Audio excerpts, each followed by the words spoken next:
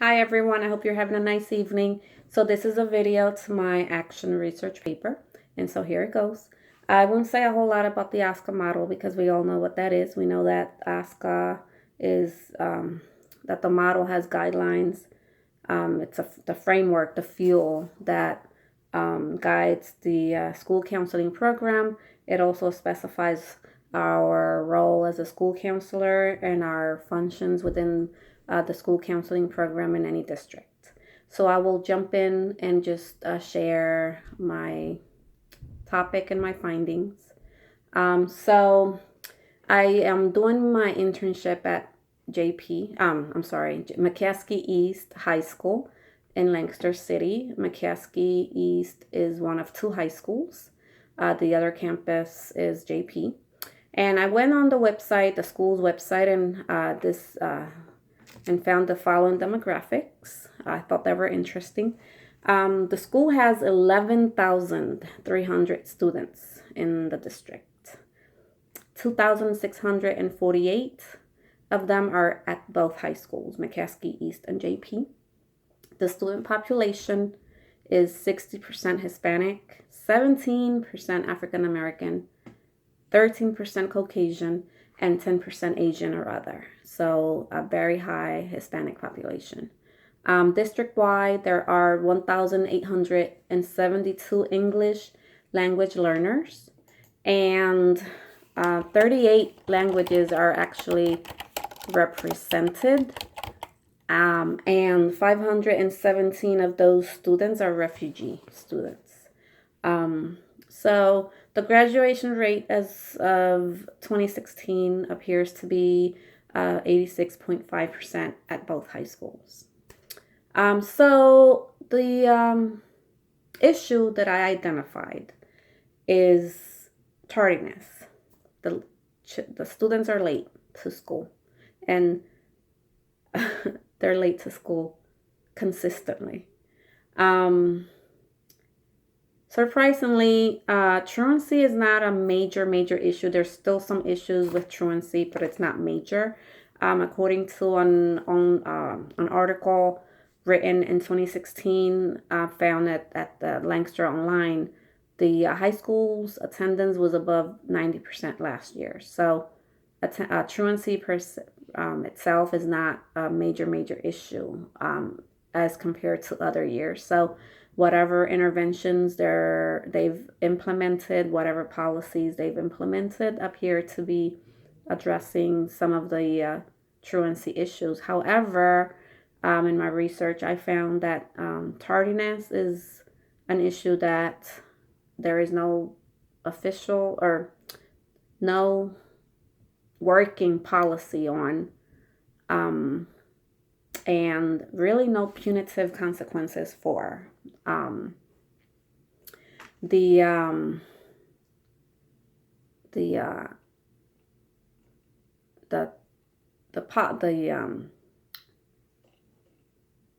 student handbook and the standards and expectations of behavior for students are very clear and concise about truancy. Like, they're very specific as to what truancy means, how many days it takes to be truant, what the consequences are. But when it comes to tardiness, there's a very small paragraph. It does list somewhat like what the consequences would be, but I'm told by the home and school visitor at the district that it's really not enforced. So there is no working policy as of now, and there are no real consequences as of now. Part of my internship duties included the tardy duty, and it really involved me standing in front of the front entrance at the school, along maybe 2 to 4 other staff members, and just handing out pink slips. So I would greet the student, ask for their student number, write it in, give them the pink slip, and then they would in turn go over to attendance, get it time stamped, and then that would allow them in the classroom. And I would do this for about, I would say maybe 15 minutes in the morning after the bell rings. So anyone arriving late after that would go directly to the attendance office. According to my Site supervisor. Uh, there are 1,300 students enrolled at McCaskey East, and approximately 10% of those students are late. And they're late habitually, like they're late very consistently. And there's really no consequence. I mean, they know this. Nothing is really enforced.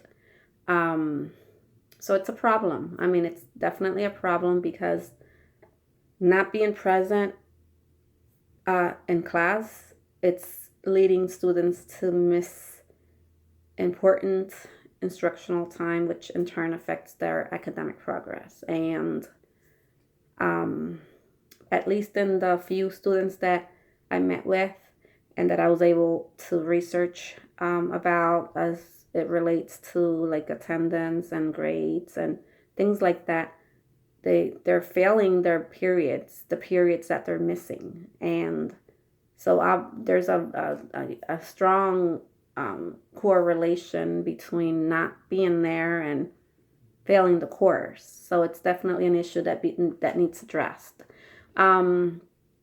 So the literature, I did my research about tardiness, and some things I found were interesting. It agrees that tardiness is definitely an issue that affects academic progress. But what I found interesting was that in one of the literature reviews that I read, tardiness doesn't only affect the student who arrives late. It also affects the classmates who arrive to school on time, and it affects them because the student arriving late to school is actually disrupting the class when they come in 20, 30, however many minutes late to class, and the teacher has to kind of redirect or remediate or help catch up. It's taking away instructional time. It's disrupting the flow of the class. The research, that same article noted that students who are late to class perform very poorly in standardized testing with reading and math, but consequently, students whose classmates are tardy are also testing lower in their own tests. So even though they're arriving on time to school, they're still performing lower because of the tardy kid arriving late to class. So I thought that was, very interesting. My other literature that I found just suggested interventions to implement to maybe address tardiness. Among them were active supervision of students in common areas during transition times, and these would be like during when the bell rings and they're going from period 1 to period 2, and when they first arrive in the morning or during lunchtime or whatever may be going on the day. It didn't really specify what exactly happens in supervision other than making small conversation with them, but it didn't really specify topics or anything. Maybe just helping the student feel like they're around, staff is around, they're supervising, they're aware of what's going on, and just maybe it in a small way encourages the students to just follow along with what they need to do and where they need to be. Other suggestions were a check and connect, which last year I know the school district of Lancaster had implemented at the middle school, at least at Hand Middle School, when I was doing my middle school hours. I don't know if it's available at the high school. I would think it is, but I think because it is a voluntary service, maybe the student, it's not really as open to receiving check and connect services. But the literature states that Check and Connect is highly useful in reducing tardiness and absences. And the one, my favorite, was at the peer and mentoring program, where peer mentors contact an absentee youth and encourage him to return to school and offer help to remove the obstacles to attendance. It also noted that these peers could also tutor or help with homework or help with notes. So I really, really like that one. I wish that there was a way to implement this at the high school, but it would involve a lot of people. So I don't know. Maybe down the road, this could be something that I myself could implement. We shall see, I guess. A big one suggested in literature was parental involvement, and obviously this is an area that it's increasingly getting better, but it's still an issue at the district. And then the last one I found was the literature suggesting a later start date, which made me wonder if it would be beneficial in this case, because a lot of the students are late because they're tired. So it made me wonder, could this be a possibility? In one study in the research that I found,